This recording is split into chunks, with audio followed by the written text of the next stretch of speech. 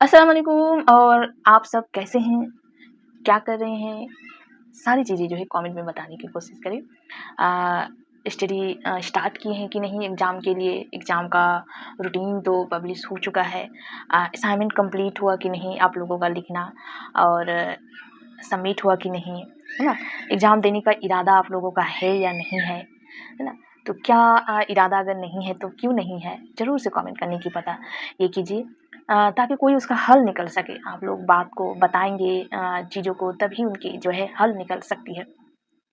तो आज जो हम लोग पढ़ेंगे वो है अफ़साना लाजवंती।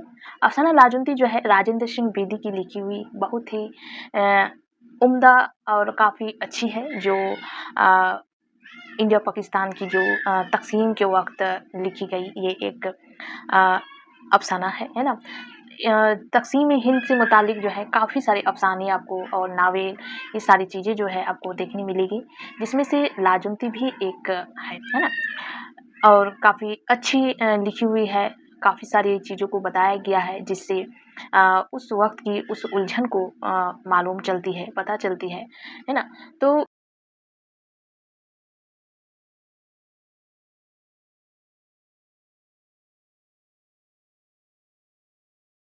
उर्दू के अफ़सानवी अदब में राजेंद्र सिंह बेदी जो है एक नुमायाँ और मातबर नाम है। बेदी ने अपने अफ़सानों में हकीकत की जो ताबीरें पेश की है, वो अपनी निदारत और अनोखेपन के सबब कारी को हैरत ज़दा कर देती है ना? इतनी ज़्यादा, जैसे हम लोगों ने पढ़े ना इस्मत चगताई को हकीकत पर है, कुतुबुद्दीन हैदर को हम लोग पढ़ेंगे तो वो भी जो है हकीकत पर ये है ना?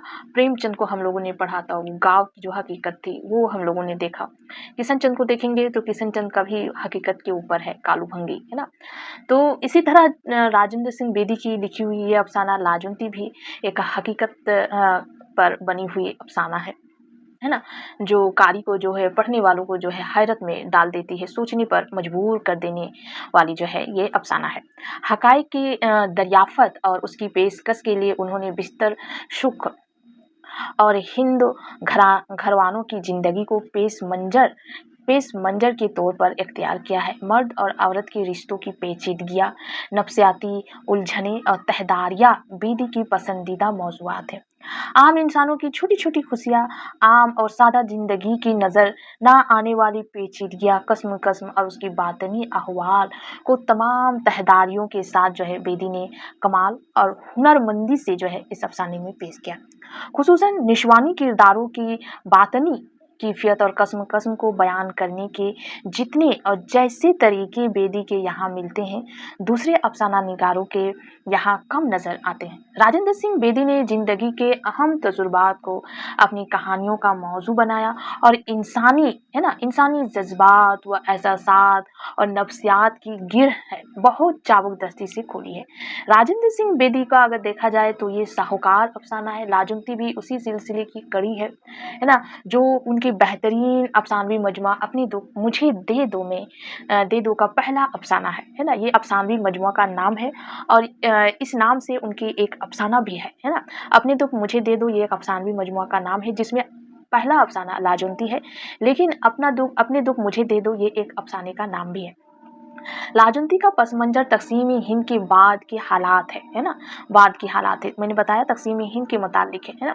जब डिवाइड हुआ मतलब 1947 के बाद राजेंद्र सिंह बेदी ने इस अफ़साने में हिंदू व पाक की तक़सीम के बाद इंसानी ज़िंदगियों में आई महरूमियों और कर्बनाकियों को पेश किया है कि किस तरह मुल्क के बँटवारे के बाद बड़े पैमाने पर हिजरत का अमल शुरू हुआ, जिस की वजह से दोनों ममालिक को मुख्तलिफ मसाइल से दो चार होना पड़ा।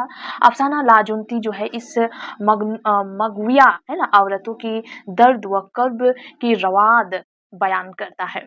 मग़विया मतलब जो होता है ना, जैसे दोनों हिंदू और पाकिस्तान जो है अलग-अलग हो रहे हैं, तो वहाँ पर क्या था कि कुछ पाकिस्तान के लोग जो है हिंदुस्तान आ गए थे, जिसमें से औरत भी शामिल थी। उसी तरह कुछ हिंदुस्तान के लोग जो है पाकिस्तान चले गए थे, जिसमें हिंदुस्तान की औरतें भी शामिल थी। तो मग़विया औरतें है ना कि दर्द व कर्ब को बयान की है, जो बदकिस्मती से तक़सीम के बाद अपनी शौहर व खावंद से जुदा होकर सरहद के उस पार पहुँच गए थे। मतलब हिंदुस्तान से पाकिस्तान चले गए थे। उन मगविया औरतों में सुंदरलाल की बीवी जो है लाजवंती भी थी, जो अपने शौहर से दूर सरहद के उस पार चली गई थी। सुंदरलाल और लाजवंती की जुदाई के बाद सुंदरलाल को लाजवंती पर अपने किए गए जुल्म याद आने लगे थे और अपनी कोताहियों पर नादम था। उसका दिल लाजवंती जिसे वो प्यार से लाजो कहता था, उसके बारे में सोच कर मजतरब हो जाता था, है ना, कि लाजवंती उसका हर सितम जो है जो होता है ना, एक शादीशुदा घर में जो एक ये तो सितम होती है, वो जो है लाजवंती बहुत ही आसानी के साथ सहती थी। अब लाजो कहाँ होगी, ना जाने किस हाल में होगी, हमारी बाबत क्या सोच रही होगी, है ना, वो कभी आएगी भी कि नहीं। अब तो सुंदरलाल की लाजवंती की वापस आने की उम्मीद भी टूट चुकी थी, है ना, क्योंकि शहद के उस पार चले गए हैं सुंदरलाल, जो शहद के इस पार रह गए हैं।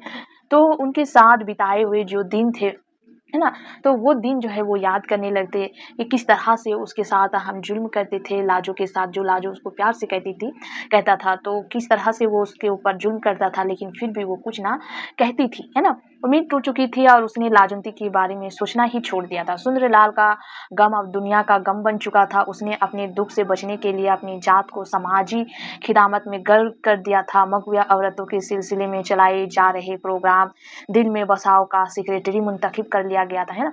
जो दिल में बसाव मतलब जो औरतें उस पार चली गई है, अगर किसी तरह इस पार लाया जा रहा है तो उसको घर में जगा दो, है ना, अपने घर में जगा दो, दिल में बसाओ, है ना। ये एक प्रोग्राम चलाया गया था कि दिल में बसाओ मतलब होता है ना, कोई जो दूसरे ये में चली जाती है तो फिर उसको अपनाने में जो है ये करते हैं, है ना।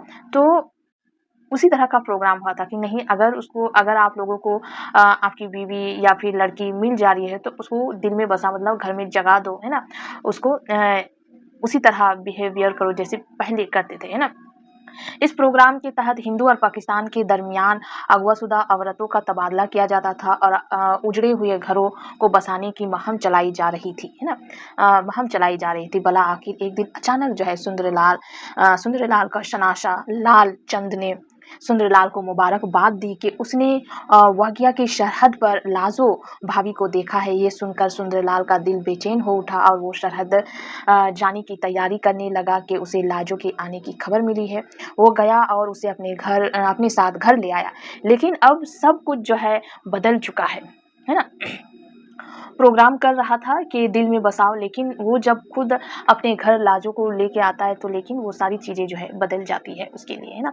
अब क्या बदल जाती है ना। प्रोग्राम तो चलाया गया, लोगों को जो है लोगों को समझाना बहुत आसान है, लेकिन खुद को समझाना वही चीज़ है ना, वही चीज़ खुद को समझाना काफ़ी तकलीफदा, काफ़ी अलग होता है, काफ़ी प्रॉब्लम क्रिएट होती है ना। उस चीज़ को मानना काफ़ी अलग होता है, लेकिन दूसरों को आप आसानी से उस चीज़ के लिए आमादा कर सकते हैं, है ना, लेकिन खुद को उस चीज़ के लिए आमादा करना काफ़ी मुश्किल है। जब से लाजो अगवा के बाद वापस हुई थी, तब से सुंदरलाल का रवैया जो है लाजो के साथ पहले जैसा बिल्कुल ना रहा था, बल्कि वो लाजो के साथ बहुत अच्छे से पेश आता था। अब बहुत अच्छे से, पहले वो उसको मारता पीटता था, लेकिन वो तो लाजो जब चली गई थी, लाजवंती जब चली गई थी, तब उसको उस चीज़ का एहसास हुआ था कि वो सारी चीज़ें हमने गलत किया है। अब उसने ये कर लिया कि अब अगर वो वापस आती तो हम वो सारी चीज़ें छोड़ देंगे, है ना। तो वो अच्छे से पेश आता है और अपनी लाजो को देवी कहकर पुकारता है ना, देवी कहकर पुकारता था। लाजवंती अपने शौहर के इस बदले हुए रवैये को देखकर हैरान व परेशान रहने लगी। वो अपनी सारी रवाद बयान करके अपने दिल के बोझ को हल्का करना चाहती थी, लेकिन सुंदरलाल जो है कुछ सुनने को तैयार नहीं था। अपना ये मतलब उस लाजवंती जब सरहद के उस पार चली गई थी तो उसके साथ क्या हुआ, किस तरह वो रही, इतने सारे दिन वो किस तरह बिताई, क्या-क्या किया, उन लोगों ने उसके साथ क्या जुल्म किया, वो सारी चीज़ें जो है सुंदरलाल को वो बताना चाहती थी। लेकिन सुंदरलाल चाहता है कि जो हो गया, जो गुज़र गया उसको छोड़ दो, उसको और बताने की कोई ज़रूरत नहीं, उसको याद करने की कोई ज़रूरत नहीं है। लेकिन लाजवंती जो है वो अपने शौहर को वो सारी चीज़ें जो है बताना चाहता है। वो हमेशा लाजो को टाल दिया करता था कि बीती बातों को जो है भुलाकर हमें जो है आगे बढ़ना चाहिए। सुंदरलाल ने अब अपनी बीवी को लाजो को मारना-पीटना भी छोड़ दिया था, क्योंकि उसको एहसास हो चुका था कि ये सारी चीज़ें जो है उसने गलत की थी। लेकिन लाजोंती को अपने पहले जैसा शौहर चाहिए था, है ना? वो पहले जैसा ही शौहर चाहिए था, वो दुनिया के सामने खुश थी, लेकिन उसकी रूह बहुत गमगीन थी। जो वक़्त गुज़रता जा रहा था, सुंदरलाल और लाजोंती के दरमियान जो है फासले बढ़ने लगे और दोनों शक में मुब्तला रहने लगे। लाजोंती दिल ही दिल में ये सोचकर घुटती रहती कि वह अब अपने शौहर के लिए पहली वाली जो है लाजो नहीं बन सकती, बल्कि अगवा के बाद घर की वापसी से वो देवी बन चुकी है। राजेंद्र सिंह बेदी ने ज़ेर नज़र अफसाना में तक़सीम हिंद के बाद दरपेश आने वाले मसाइल को कलमबंद करने के साथ-साथ इंसानी नफ्सियात की ग्रह भी बड़ी चाबुक-दस्ती से खोली है। मिसाल के तौर पर अफसाने की यह इक़्तिबास यहाँ पर ही पेश किया गया है। क्या इक़्तिबास दी हुई है? और लाजोंती की मन ही में रही, वो कह ना सकी सारी बात और चुपकी दबकी पड़ी रही और अपने बदन की तरफ देखती रही, जो कि बंटवारे के बाद अब देवी का बदन हो चुका था। लाजोंती का ना था। वो खुश थी, बहुत खुश, लेकिन एक ऐसी खुशी में सरसार जिसमें एक शक था और वसू से वो लेटती अचानक बैठ जाती, जैसे इंतहाई खुशी के लम्हों में कोई आहट पाकर अक्का अक्की उसकी तरफ मतवाजा हो जाए, है ना? कोई इस बात को अचानक से जो है बदल जाए, या फिर कोई आप जो है कुछ दिन के लिए कहीं चले जाओ और घर में जब वापस आओ तो सारी चीज़ें जो है तब्दील हो जाए, उस चीज़ को आप जो है एक्सेप्ट नहीं कर सकते। इतनी ज़्यादा चेंज को जो है कोई भी जो है अचानक से एक्सेप्ट नहीं कर पाती। वही चीज़ जो है लाजोंती के साथ हुआ है। सुंदरलाल जो है वो चेंज हो चुका है काफ़ी, है ना? पूरी तरह से चेंज हो चुका है, क्योंकि लाजोंती जब नहीं थी तो उसकी जो है की हुई जातियाँ उसको याद आ रही थी और उसने इस चीज़ को ठान लिया था कि जब वो वापस आएगा तो मैं बिल्कुल अपने आप को चेंज कर दूँगा, जिसकी वजह से वो ये प्रोग्राम भी चलाया था दिल में बसाओ। लेकिन लाजोंती को ये बातें जो है हज़म नहीं हो रही थी, है ना? अब क्या बता रहे हैं कि राजेंद्र सिंह बेदी की लाजोंती जो है कारी के दिल व दिमाग पर बहुत गहरा असर करती है। लाजोंती का किरदार एक जिंदा किरदार है, जो इंसानी जिंदगी के पेचीदा पहलू को मनफरद अंदाज में उजागर करता है। राजेंद्र सिंह बेदी ने जहां एक तरफ मुल्क की तकसीम से पेश आने वाले मसाइल को अनफरादी असलूब बयान किया है, तो वहीं दूसरी तरफ हमारे माशरे में औरत के साथ होने वाली नाइंसाफियों से भी पर्दा उठाया है। अफसाना लाजोंती उन तमाम मगविया औरतों के दर्द, गम व आलम, कशक और खलश की दिलगीर दास्तान है, जिन्हें अगवा से वापसी के बाद माशरे के लोगों ने अपना तो लिया था, लेकिन वो दोबारा बस कर भी उजड़ गई थी, है ना? बस कर भी उजड़ गई थी, लेकिन उस तरह अपनी जैसा, जो पहले जैसा, है ना, उसके साथ वो रवैया जो है घर वाले पेश नहीं कर रहे थे। उनको लग रहा था कि वो जो सरहद के उस पार चली गई थी, है ना? तो उनके साथ जो सरहद के पार हुआ था, जिस वजह से उसके घर वाले जो है इस तरह उनके साथ बिहेव कर रहे हैं, है ना?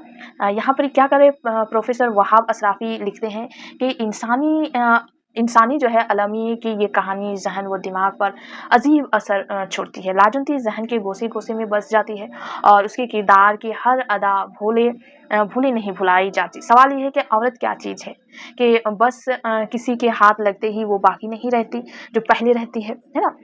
क्योंकि सरहद के उस पार चली गई थी। अब किसी ये रहती तो वो किसी और के हाथ में चली गई। अब उस किसी और के हाथ में जब चली गई है तो उसको घर वाले जो है अपनाने से ये कर रहे हैं, अपना तो लिए थे, है ना, बसा तो लिए थे, लेकिन पहला जैसा नहीं था। राजेंद्र सिंह बेदी ने शर्म व हया के मसाइल को, आफ़त व नामोस के नज़रिए को या औरत के तक़दीस के मामले को शयाक व शबाक देकर बरतने की कोशिश नहीं की, बल्कि शियाल मद्दे से बाज़ मस्बत अनासर को एक है ना, जाउदा पीकर बख्शने की शय की है ना? तो राजेंद्र सिंह बेदी की ये खासियत है कि वो उस नज़र से देखते हैं, है ना? उस नज़र से देखते हैं। तक़सीम हिंद पर लिखे गए बहुत सारे जो है आपको अफ़साने नावल मिलेंगे, लेकिन इस मौजू पर आपको देखने को नहीं मिलेंगे, इस तरह की मौजू पर, क्योंकि सभी तक़सीम हिंद पर कुछ ना कुछ ऐसा वाक़या हुआ था, है ना? किसी के पूरा घर के आदमी जो है दूसरी तरफ चले गए, सरहद के उस पार चले गए, सिर्फ़ एक जो है सरहद के इस पार रह गए। काफ़ी सारी चीज़ों पेश हुई है ना? तो लेकिन औरतों के साथ क्या मसला पेश आई थी, वो राजेंद्र सिंह बेदी ने पेश किया है कि औरतों के साथ आज़ादी के बाद जो सरहद के उस पार चले गए थे, फिर अदला-बदली होने के बाद जो है उस औरत के साथ क्या बिहेव अपने घर में हुआ था, दिल में बसा तो लिए थे, घर में रख तो लिए थे, लेकिन उसके साथ क्या बिहेव किया जा रहा था, उस नज़रिए को जो है राजेंद्र सिंह बेदी ने जो है पेश किया है ना? उस हकीकत को सिर्फ राजेंद्र सिंह बेदी ने पेश किया है। इस अफ़साने का आखिरी इक़्तिबास निहायत मुताशिर-कुन है।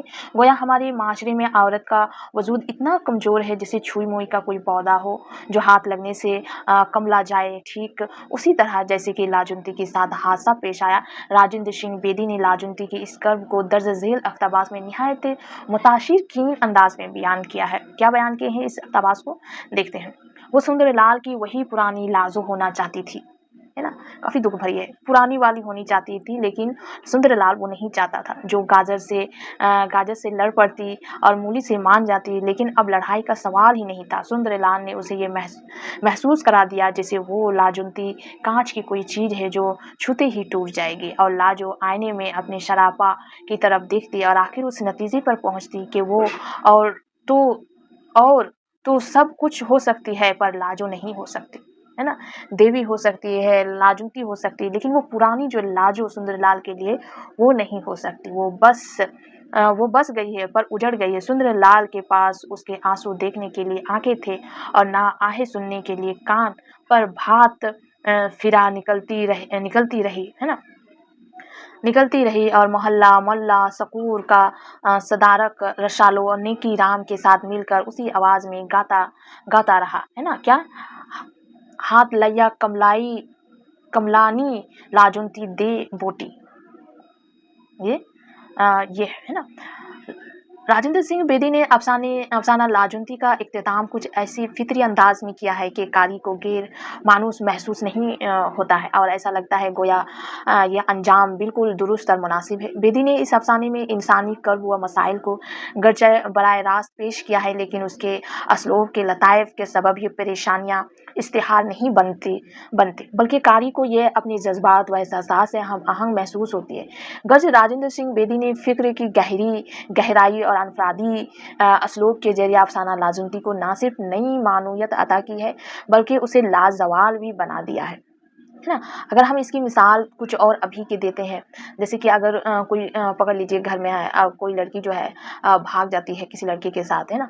फिर उसकी शादी जो है वो भाग जाती है, फिर वो लड़का उसको छोड़ देता है, वो लड़की फिर घर वापस आ जाती है, लेकिन उस लड़की का जो पहले उनके भाई जो इज्जत देते थे, उनको बुलाते थे मान से, वो चीज़ें जो है नहीं रह जाएगी, है ना? नहीं रह जाएगी। उसको अब जो है उस नज़र से नहीं देखेगा, कोई भी नहीं देखेगा, कोई भी उस प्यार भरी नाम से उसको नहीं पुकारेगा, उसको सिर्फ अपना तो लेगा, क्योंकि वो लड़का उसको छोड़ के जा चुका है, अब उसके पास कुछ नहीं है, इसलिए उसके घर वाले, लड़की के घर वाले उसको अपना तो ज़रूर लेंगे, लेकिन वो दर्जा जो उसकी पहले थी, भागने से पहले, वो दर्जा कभी उसको हासिल नहीं होगी, है ना? कभी नहीं होगी। हो सकता है कुछ दिन के बाद उसकी शादी भी कर दी जाए, लेकिन फिर भी वो दर्जा, वो जो पहले भागने से पहले थी, वो दर्जा उसको हासिल कभी नहीं हो सकती। तो लाजुनती जो है वो इसी तरह है, लेकिन वो चाहती है कि वो सुंदरलाल जो है वो पहले जैसा हो जाए, लेकिन वो सुंदरलाल जो है वो पहला जैसा रवैया उसके साथ चाह कर भी जो है अपना नहीं पा रहे हैं। वो चाहे वो रसाले ये कर रहे हैं, मीटिंग कर रहे हैं, है ना? परचम निकाल रहे हैं, दिल में बसाओ, घर में बसाओ, लेकिन वो खुद जो है लाजुनती को वो पहली वाली लाजो जो है नहीं बना पा रहा है ना? तो लाजुनती खुद ही कह रही कि घर में बस तो गई है, लेकिन उजड़ गई है। कितना ही कुछ हो, वो पहला जैसा जो है लाजो नहीं बन सकती, है ना? तो ये अफ़साना आप लोगों को शायद समझ में आ गई होगी। तो इसका मरकज़ी ख़्याल दिया हुआ है, इनका ज़्यादातर खुलासा आता है, मरकज़ी ख़्याल आती है, लिखने का जो ख़ुसूसियत है, फ़नी ख़ुसूसियत वो आती है। तो ये आपको मेन बात है कि इसका स्टोरी आपको समझ में आया कि नहीं आया, है ना? देखिए, मेन स्टोरी मेन चीज़ है। अब इसके बाद नीचे आप लोग कमेंट ये नहीं कीजिएगा मैम आपकी ना काफ़ी स्पेलिंग गलत है ना? स्पेलिंग गलत है, मैं जानती हूँ, है ना? काफ़ी स्पेलिंग गलत है, हो सकता है मैंने पढ़ते वक़्त काफ़ी स्पेलिंग गलत की होगी। कमेंट ये मत कीजिए, कमेंट ये कीजिए कि आपको स्टोरी समझ में आई कि नहीं। स्पेलिंग गलत है, हो सकता है आप भी पढ़ते होंगे तो आपका भी 1-2 स्पेलिंग गलत हो सकती है ना? स्पेलिंग गलत हो सकती है, लेकिन आपको मेन चीज़ मैं ये बताना चाहती हूँ कि ये जो स्टोरी हमने लाजवंती पढ़े, वो स्टोरी आपको समझ में आई कि नहीं? अगर नहीं आई तो कमेंट कीजिए, तो मैं कुछ और तरीका अपनाने की कोशिश करूँगी, है ना? अगर आई है तो वो बताइए, हाँ आ गई है। स्पेलिंग गलत है, ये वो फलाना-ढकलाना, ये कमेंट करके कुछ नहीं होगा। आपका मेन चीज़ मकसद क्या है? आपको स्टोरी जानना कि लाजवंती में दरअसल है क्या चीज़, है ना? मरकज़ी ख़्याल क्या है? मरकज़ी सोच क्या है? अंदर की हकीकी सोच क्या है? किस वजह से नाम लाजवंती रखा गया है ना? किसकी लिखी हुई है? क्या स्टोरी है? ये चीज़ जानना ज़रूरी है, क्योंकि एग्ज़ाम में वो चीज़ आपको लिखा जाएगा। आप ये नहीं लिखेंगे कि पढ़ते वक़्त उसने स्पेलिंग गलत कर दी थी, ये नहीं पूछा जाएगा, है ना? ठीक है? तो आज की यही रहते हैं। नेक्स्ट जो वीडियो है वो कुतुबुद्दीन हैदर का दिया हुआ है। कुतुबुद्दीन हैदर की जो अफ़साने दी हुई है उसको हम देखेंगे नेक्स्ट वीडियो में।